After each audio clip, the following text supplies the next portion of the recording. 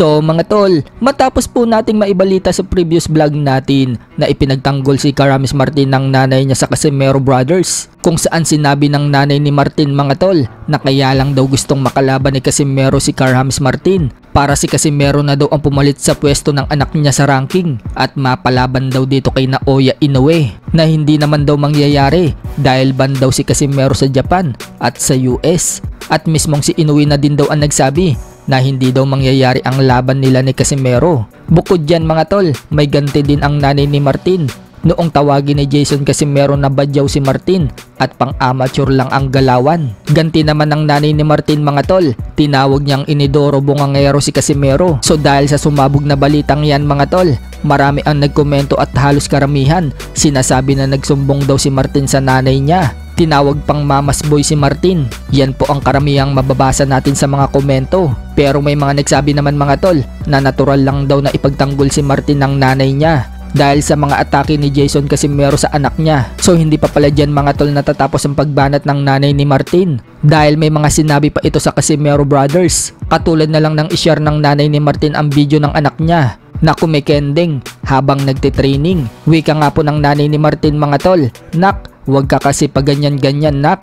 Naiinis si Casimero sa imodong." Dagdag pa ng nanay ni Martin sa comment section na may make face ka kasi anak. Ang isip nila, totoong nangaasar ka. Lalo sila nang gagalaiti sa iyo at kung ano ang ipinupukol sa iyo nak. Stop na. Sabihin pang bayot ka o bakla. Masayahin ka kasi. Sana sa atin na lang sa bahay biro-biro mo nak. Casimero always misinterpret you. Sabihin naghahamon, nagyayabang ka. Bukod dyan mga tol, shinare din ng nanay ni Martin ang post ni Japit Martin na anak din niya at assistant coach ni Karamis Martin. At sinabi po ng nanay ni Martin sa caption, "Aha, tunay pala na nagbabayad sila sa mga vlogger bashers para pabagsakin ang pangalan ni Wonderboy. Acts of evil, mga evil doors, go to hell, your home in hell." So matinding nga po yung banat ng nanay ni Martin mga tol. So tagapagtanggol pala ni Karamis Martin mga tol ang nanay niya. So kumpara sa nanay ni Martin mga tol, ayaw niyang ipalaban itong anak niya kay Casimero dahil sa hinahabol ni Casimero ang ranking ng anak niya. Pero ayon naman sa isa sa member ng MP Promotion, palag daw sila kay Casimero na ipalaban itong si Karamis Martin kay Casimero. Basta mag-offer lang umano ang team Casimero ng $200,000 o 10 million pesos sa pera natin.